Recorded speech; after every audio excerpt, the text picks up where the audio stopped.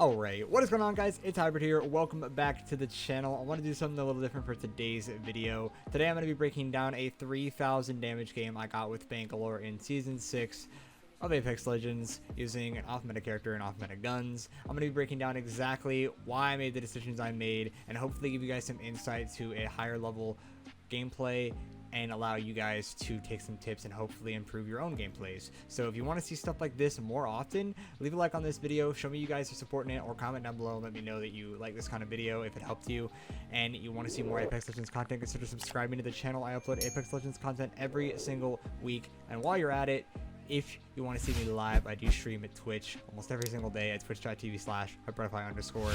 I'd love to see some of you guys there. Links are in the description if you want to get acquainted. And as always, guys, it's been Hybrid, and I'll see you on the next video. Later. Alright, guys, so starting with the landing location is one of the most important things that you have to worry about when you're going for a high kill or high damage game. We land labs. Labs is usually pretty populated, and I tend to pick a building over going through the portal because the portal, everybody comes in at the same time and you usually get stuck or blocked.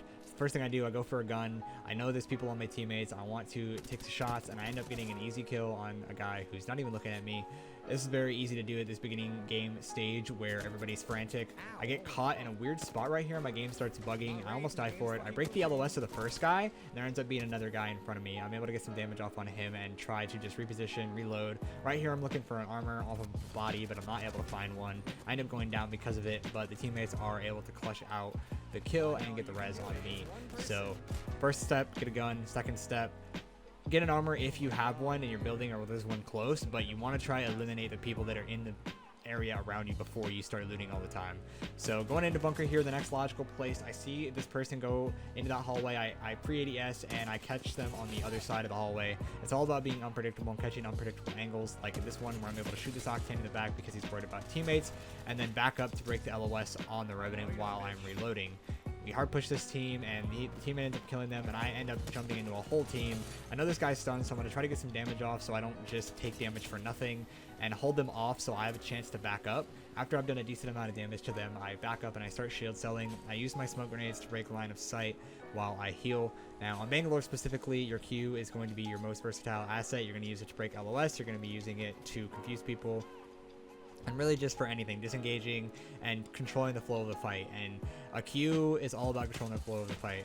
I end up trying to get some information here because I did not know they had a Rampart on their team. I see that they're posted up with their Rampart shields and everything, and now I'm looking for grenades. I'm thinking, you know, the next step that I can take to try to kill this team is to grenade them out because they're just sitting in that building.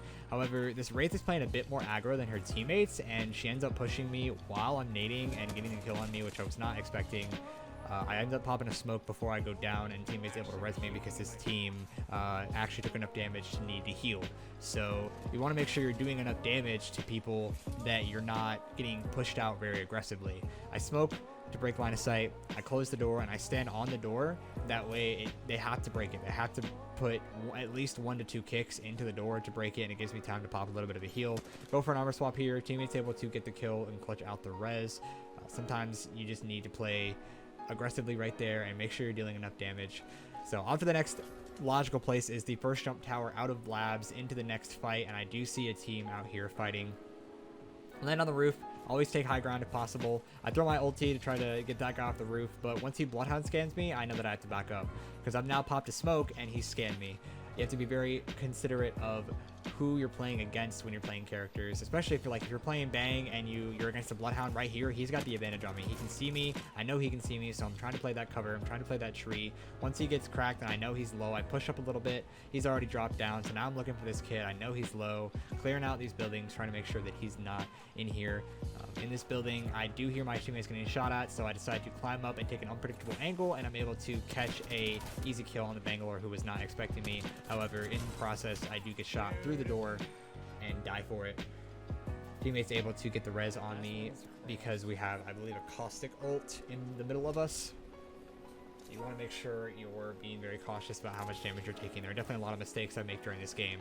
So I smoke out to break line of sight. I see that caustic trap go down, then I'm like, crap, I can't destroy that in time. I didn't get a chance to even shoot it down. I need to get out of that building, because if I get trapped, being in a building versus a caustic is the worst thing you can do, because you will die to a trap or a gas more than likely. You're going to be stuck, slowed down. So always disengage and leave, use your smokes, and run the other fucking direction. So back into the fight, I climb back up, I see my Loba go down. Pathfinder's so focused on thirsting, I'm able to catch an easy kill on them. A lot of people focus so much on thirsting that they're not paying attention to what's going on around them, and in that case I was able to get an easy knock. I see this lifeline come in and I'm able to get an easy kill on her because she's not even paying attention. Everything's really hectic right now. I'm just looking for an armor swap, and I'm looking to get full healed. So I break the line of sight using my smoke grenade and I pop my med kit. Teammate is focused on fighting right now. This other team is fighting all around us, and I know that I have time to pop a heal. Teammate pings a couple people over there. I do end up getting some shots on knockdown shield. Nothing crazy there, but I know that there's people around us. I know there's someone sniping me on the roof, so I have to drop down. Grab teammate's banner, loot a little bit, take a second to recollect myself, and just breathe, and then my other teammate goes down. So I pop smoke. I know there's a team about to drop on me. I look up because if they do drop on me, I want to be ready to fight them. They end up not dropping on me, not pushing me for whatever reason, and now I know I gotta come help my teammate. I'm looking around, smoking him out, and I'm seeing that there's nobody around him, so I'm going for this easy res. You want to be very selective about when you're resing. You don't want to die for a res. It's not worth it. But if you have the opportunity, and if you're playing a character like Bangalore, for example, who can break line of sight when you're going for that res, definitely recommend going for it. Just be smart about how you're doing it. So right here, I'm trying to assess the situation from afar and see where the teams are. I see there's a team up there by the hill, and I'm waiting for my teammate to kind of heal up a little bit and get into the action so we can get back into this fight. I see the Wraith portal right here, and I see the Wraith take this portal, and so obviously I'm looking at the other end, and I'm able to get an easy damage on this Wraith, who actually ends up phasing out. And of course, I chase her, 157 damage. There's no reason not to fully confirm a kill like this. Easy kill, and it's free loot, because you want to make sure you're staying looted up in this fight. I see there's a guy sniping me that I was not aware was there, and after he cracks me, I know I need to back up. So Bangalore is all about disengaging and getting away in a fight. Pop your smokes, use your double time, do a serpentine strafe pattern. You want to be running in a direction that's unpredictable. You don't want to be going in a straight line. You want to be running in an S pattern, so that you're able to get away and break their sight, and it's harder for them to shoot you, and then you want to heal up. That's what Bangalore is all about, is controlling the flow of a fight. I see him take the zip line, and of course, easy damage on a zip line. I'm able to do enough damage for him that he does not push us further, and we're able to actually trade spots and heal up. I know I need loot right at this point. I'm running out of heals. I smoke out this body so I can get heals, and I do find a bunch of shields. Now, I don't normally carry the inventory management that you'll see in this part of the video is not something I normally do. Normally, I have things organized a bit differently, but because of my lack of loot, like, I don't carry 20 syringes on purpose. That was just, I happened to pick them up while I was looting, fast looting. You want to make sure you're having a good balance of loot, but in this case, for example, I was more focused on trying to get shields and stuff. So I see a lifeline res going off here. I know this team is low. I'm using this shield to play cover, and I'm able to get a knock on the lifeline while the teammate comes in. We're able to get easy kills on this team who is already a man down and get the heals we need. You want to make sure you're capitalizing when you know a team's low and when you know a team is not in the right space to fight. That's when you want to push. That's when you want to play aggressive and get a knock on them, you know, even wipe the team depending. But then I instantly back up. We're getting third partied. I pop my ulti and I smoke, and it's harder for them to push. They try to push, as you can see. I get damage off on my ult, but ultimately they're probably just going to start looting because they know that we're backed up. So now that I see them looting, all right, that's free damage. It's an easy opportunity to get some damage off of some people that are just looting death boxes, because you break that line of sight with them. So I'm trying not to play too aggressive at this point until I get a little bit of damage off. I see the teammates kind of backed up a little bit, so I'm trying not to go in too far without him, because you don't want to try and solo chow a 3-stack of good players, because most of the players in this lobby were fairly good players and they'll lay you out pretty quickly.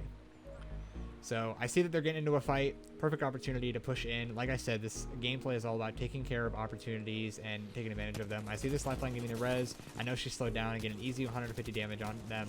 And then I get chowed by the Bloodhound too. Right here, I'm able to get a lot of damage off, but if I had tried to full kill any of them, I would have most likely died for it.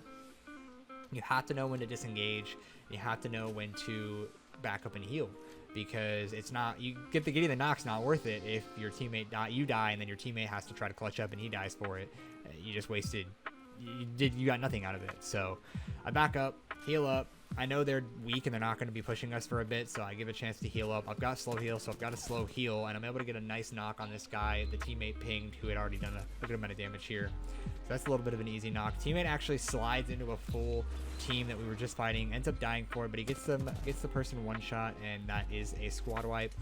Obviously, this is a panic res right here. I know I need to get my team up. I know we've got possibly more teams around us, but I'm able to pop my smoke. I know there's a lot of stuff going on right now, and the likelihood that I get pushed out during this fight is low. So obviously I'm forced to push in and help a teammate.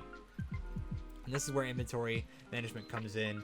Obviously, now that we've cleared out the immediate area of people, we're looting up, we're getting heals. You want to make sure you're carrying plenty of shields, especially if you're running red armor. You want to be running batteries. Preferably, you want to be running batteries over shield cells with red armor, but because I'm not able to find batteries, I'm picking up a lot of cells because I'm going to need to heal a lot of armor. I'm getting full healed. I'm looking for batteries. I am able to find batteries. It's huge. It's actually very crucial to be having those big meds when you're taking fights, especially with red armor. So with this area cleared out, we move on. We go to the next area. We end up getting posted up here in this little area, stuck between two sniper teams. To our north, there's two sniper teams sniping at each other. We managed to get the res off on our teammate. And right now I'm just looking to see where I'm trying to get information. The most important thing you want to do when it gets to the last 5 or 4 squads is understand where everybody else on the map is so you can possibly make a good play. Teammate calls to make a portal here. I talk to the teammate and I tell him that it's probably not a good idea because even if we portal into the sniper team, we still got 2 teams shooting at each other and we're going to get sandwiched in between them. So right here, as the zone closes, I'm looking for rats. I'm looking for anybody clearing out and I'm thinking, what is our next rotation? This is where the game-winning play comes in, what I consider won me the game. I'm looking at zone. I know we can't go directly in front of us. I say, okay, let's go all the way around. If we go now, we can get an easy wrap around this mountain and get free kills on people rotating into zone. Playing zone is going to be one of these biggest assets you can do when you're late game, especially when you're in lobbies of people that are playing a bit more passive. I do hear some footsteps right here, so I decided to take a little bit of caution, let my teammates know there's people here, and I know they've got high ground on me, but I know they might not be expecting me, so I try to walk up carefully, very slowly, just to get an idea of who's up here. Now, I do initially think this is a rat. It ends up being a team of 2, but I do as much damage as the Octane as I can while I'm sliding down. I almost kill him, and teammates able to get the knock on that. Now we see there's one more person up here, right? So I see it's a lifeline. I go, okay, well, we need to cancel that res. We need to get that lifeline out of this game. The lifeline's low. Obviously, I'm going to push her. We need to get this lifeline out of the game because her ability to res is crucial for squads. I see that nade coming in. I don't know where that nade's coming from, but if it's another team, I do think it's another team. So I decided to smoke out and ult, but we're able to get the full knock and wipe on that squad. And now we have successfully taken the best position on the map for endgame. Once again, looting up on heals, making sure you've got plenty of heals. Don't ever get too tunnel visioned on fighting a team that you forget to stay looted. Teammates are going to heal up, and now we have zone closing in, and this is where pretty much it's smooth sailing from here. At this point, we've got good positioning. There's really no way we can lose this game unless we just make a big crucial mistake. I stay on high ground right here, kind of see what's going on. I see a Gibby closing in, and I'm able to get a lot of damage on him. I see his flesh and I see he's ulted, so I go ahead and try to push in to get a knock on him. I do see the Pathfinder grapple right there in the top right hand corner. If you saw that Pathfinder grapple, I know there's more than one person around me, and so I instantly back up and I get the easy kill on this Gibraltar who goes straight through his bubble. And at that point, it's just zone keeping the last player, and that's the game, really. I know I talked a lot during this game, but the main things to touch on are going to be knowing when to position for zone, how to take good positioning, staying looted up, and knowing how to disengage in a fight.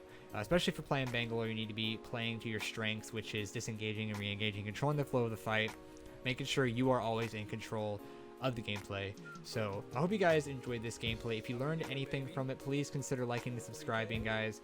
And yeah, guys, maybe we'll do something more like this in the future. As always, this has been Hybrid, and I will see y'all in the next one.